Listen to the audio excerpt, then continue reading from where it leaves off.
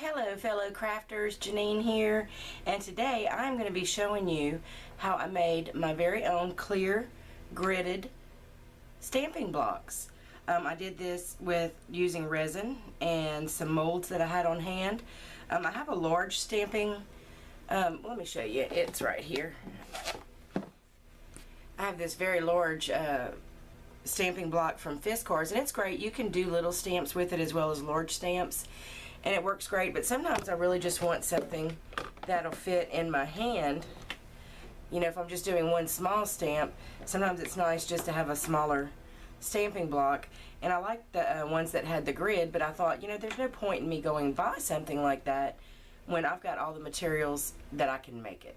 So I'm going to show you how I did this. Stay tuned. Alright, to make these stamping blocks, I went ahead and poured in 2 equal parts of this Famo Wood Glaze Coat resin. This is a resin I just get at Lowe's. It's meant for like coating wood surfaces and other things, but I use it for this type of resin casting because I don't need it to be like really perfect or anything. And so I just mixed an equal part of part A and an equal part of part B. Measured those out, and now I've got them in my little stir and my little mixing cup, and I'm just going to use my stir stick. I'm going to mix this for 2 minutes. Okay, now that's been 2 minutes, so while that is resting, I'm going to go ahead and grab my transparent piece. Okay, for this project I'm using clear contact paper, and one of the reasons I'm doing that is because it already has a grid on one side that's in 1/2 inch measurements. So what I'm doing is I'm just working on the contact paper side, the non-sticky part. And so since that grid is already in place for me, all I have to do is grab a Sharpie marker and a ruler. And I didn't have I do have a black Sharpie. Hang on, let me find that. There it is. So what I'm going to do is just use my ruler and transfer that grid to the right side of the paper instead of the sticky side.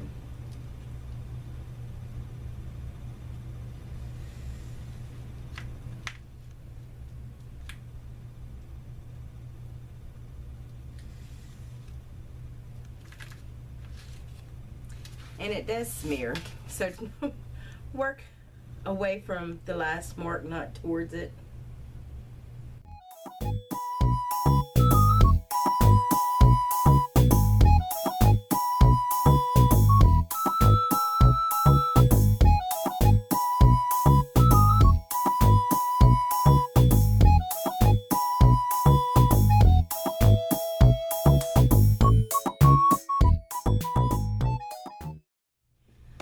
Okay, I'm going to let that dry for just a minute, let that ink dry.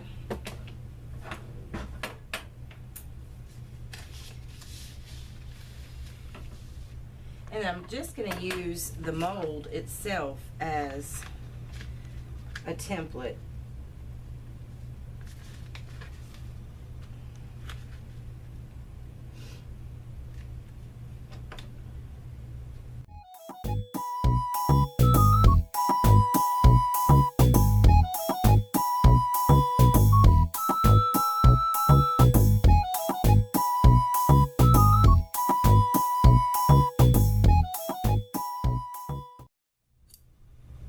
Go ahead and pour my resin now. It should be ready.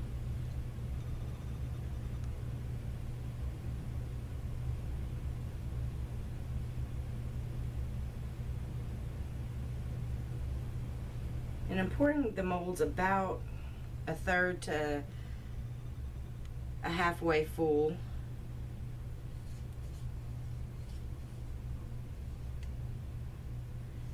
So I don't necessarily want these stamping blocks to be too thick.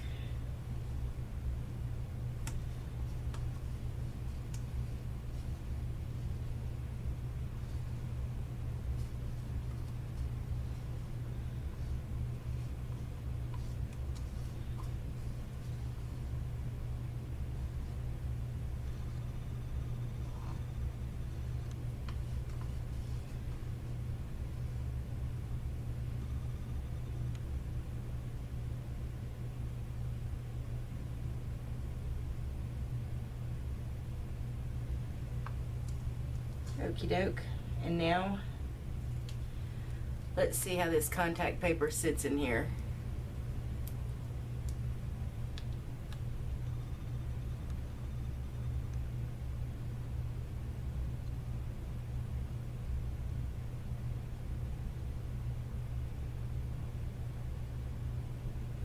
I'm trying to work the bubbles from underneath the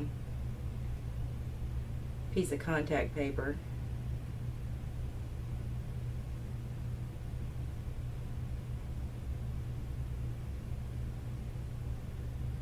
I don't want to push it all the way to the bottom, but I do want it to sit nice and snugly between layers of resin. And I do want my lines to, you know, I don't want the edges to curl up too much and distort my lines.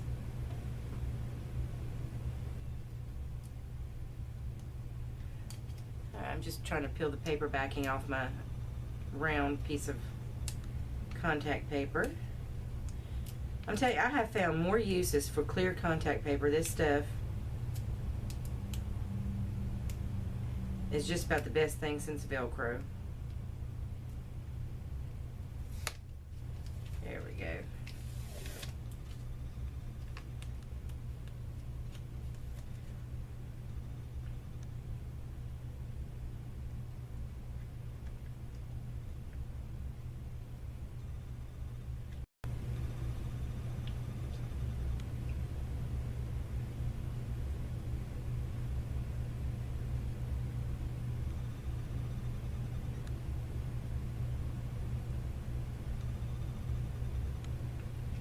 Again, I'm just trying to work the bubbles out from underneath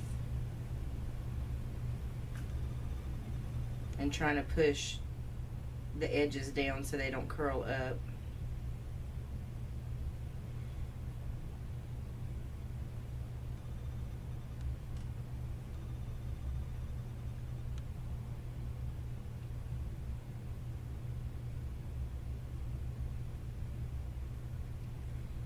Alright, that looks pretty stinking awesome.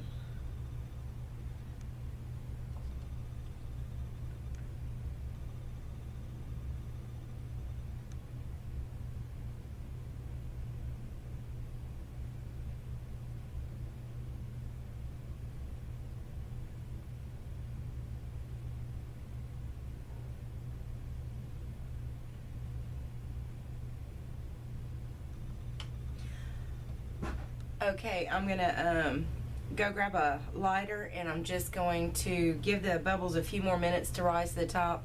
Then I'm gonna go over the surface with a lighter to pop those bubbles, set this on a level surface, and we're gonna let it cure overnight, and we'll be back to unmold it in the morning. See you then. Okay, well, I have let these sit overnight, and they're nice and hard, and they're ready to be unmolded. So let's take a look and see what we have.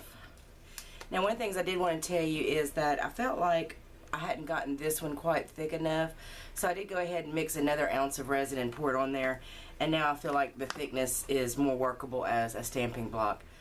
But that is just awesome. I love the way that turned out. I mean, the ends did curl up just a little bit, but I don't really think it's going to affect my stamping any, and there is still some bubbling, some tiny little bubbling inside, but again, it's not going to affect stamping because it's still more than clear enough. And let's see how the little one looks. Oh, that is perfect. I love the thickness. You can see how thick that is. There you go. This one isn't quite as thick, but I'm glad I went ahead and poured another layer on. And again, this one, the ends, a couple of the ends curled up on either side here, but I don't think it's going to affect my stamping at all because I still have a nice clear grid pattern. So, went ahead and grabbed a pack of stamps. Let me give that one another try. I guess I didn't press it. On this stamp, I haven't conditioned either. I haven't taken a little fingernail file to it, so that might be part of my problem, but let me try one more time.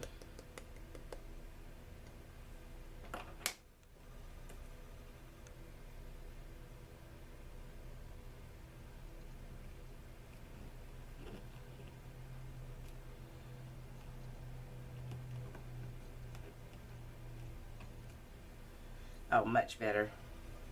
That is perfect. All right, let's give this little one a try.